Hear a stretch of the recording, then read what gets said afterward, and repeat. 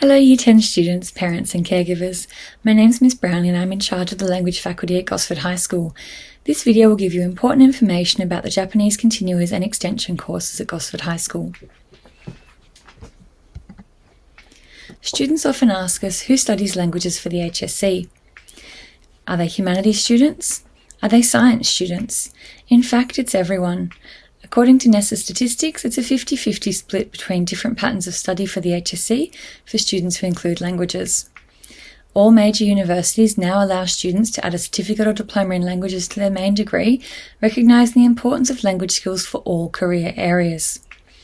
Language study at HSC level also attracts ATAR bonus points for most universities. HSC study of a language also allows you to skip 1 to 2 years of university study, making your degree more streamlined and allowing you to reach a higher level of language proficiency. At Gosford High School, in Year 11 and 12, approximately 50 students in each year are studying either Japanese, French or Spanish, and Japanese is one of our most popular languages. Languages take you anywhere. The more languages you speak, the more opportunities you have. 62% of adult Australians wish they had learned another language growing up. Having more language skills leads to more authentic and cheaper travel experiences. Most Europeans can communicate in 1, if not 2 or 3 additional languages. Given the increasing trend towards language learning in the rest of the world, it's important to consider the competitiveness of the global job market and whether English alone is enough. Students also ask us when the best time is to learn a language. Maybe I can come back and do this later in life. And of course, it's possible you can.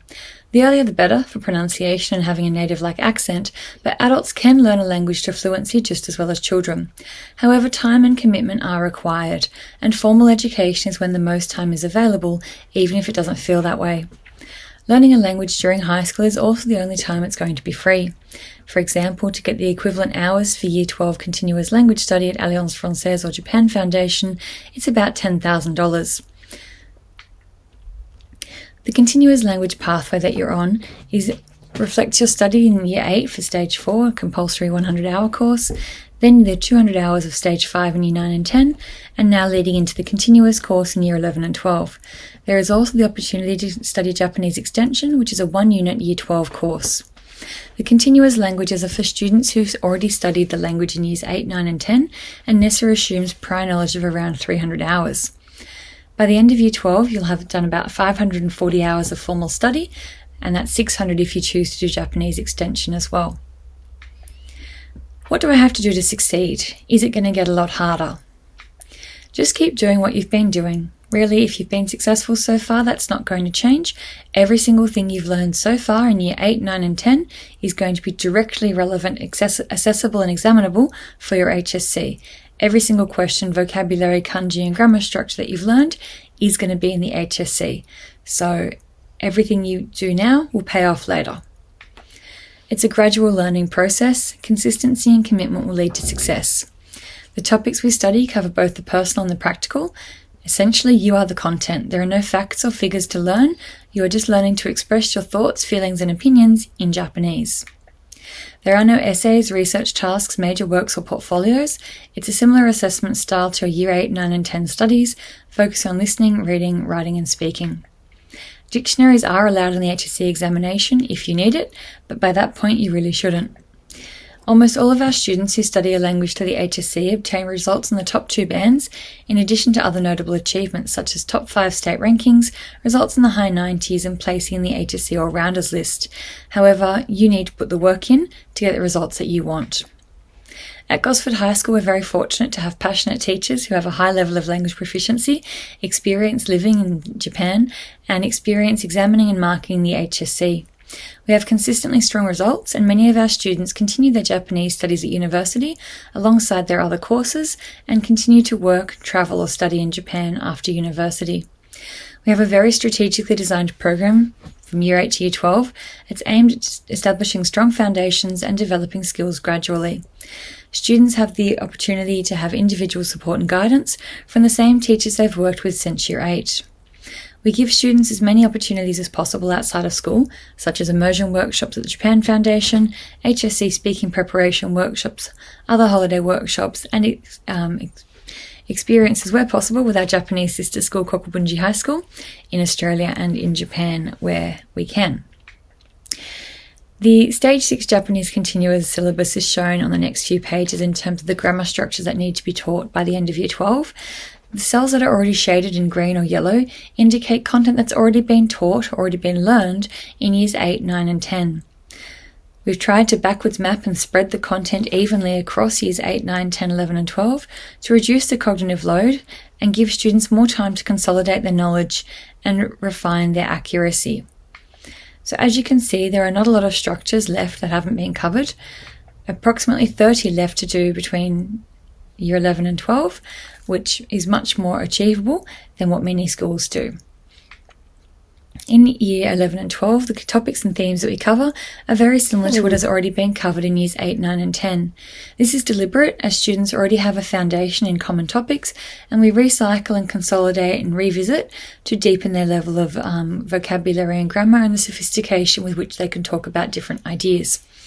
So personal identity, relationships and so on are topics that they've already encountered or will encounter before the end of this year. The only topics that won't have been covered are current issues and the young person's world, which are for Year 12.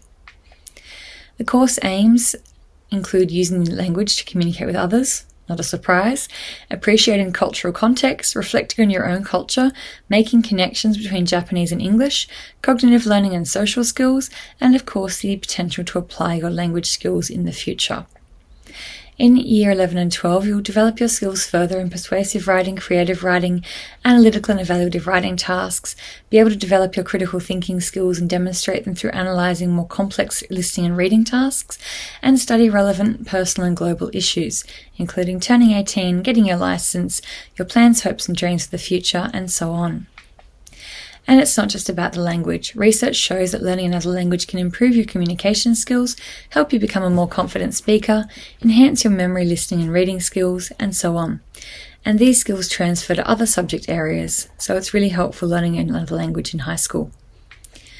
The assessment for continuers is the same for Year 11 and 12, and this is mandated by NESA. 30% for listening and reading, 20% for speaking and writing, and that's the same for Year 11 and for Year 12. A sample assessment task for Year 12 was to get students to choose 2 goals they'd like to achieve over the course of that term, which is term 4 of Year 11, which is actually the first term of Year 12, and to write a reflective report in Japanese evaluating your success. So the idea behind this task was to help students plan for success in their HSC year by identifying one thing they'd like to do more of and one thing they'd like to do less of, and to keep track of those habit changes over the course of a month and then tell us about it in Japanese. So our assessment tasks aim to be genuinely practical and helpful to students, authentic because it's real life application, and help them of course develop their language skills. So many of our students were able to implement really effective changes to their routines and keep those up across Year 12, which helped them in all their other subject areas as well. The HSC format, you can have a look on the NESA website as well for past papers. Essentially, it's 80 marks from a written exam and 20 marks for an oral exam. 2021 HSC reading passage you can see here, and I encourage you to pause and see how much you can already read. Of course, you won't be able to read everything. You're in Year 10, not Year 12. But hopefully you can see that there's quite a lot of vocabulary and grammar here that you are already familiar with. It's not completely out of reach.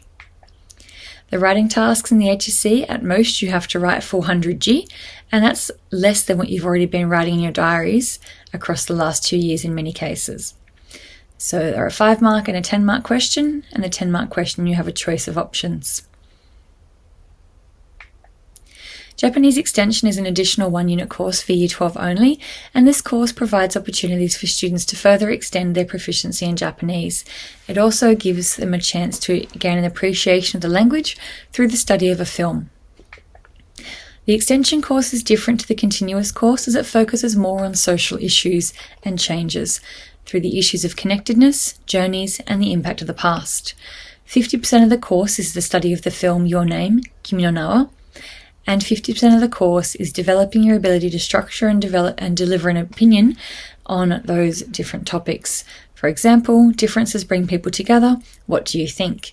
Now, you don't need research or data to support your opinion. It is just your opinion, much like in a debate. It's just that you're not debating anyone. It's just you giving your opinion in a speaking task and a written essay format.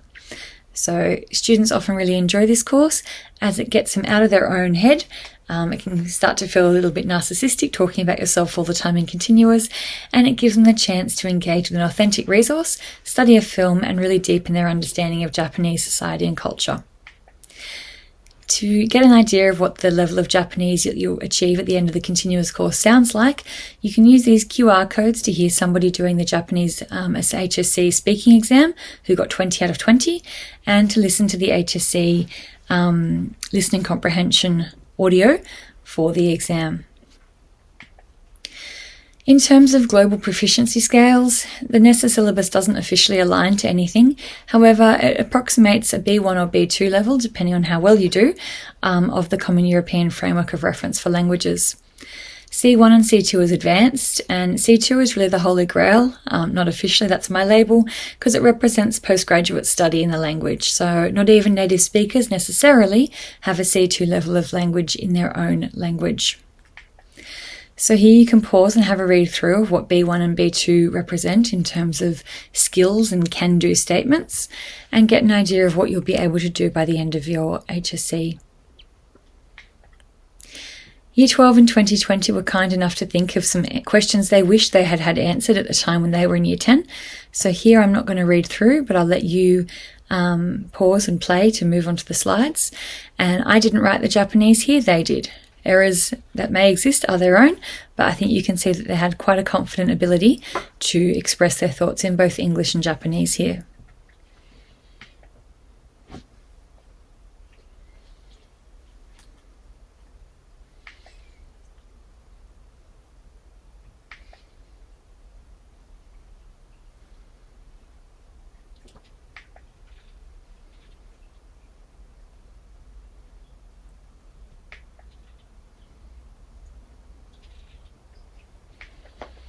And we do also have some videos of past students talking about their language study, which you may like to look at.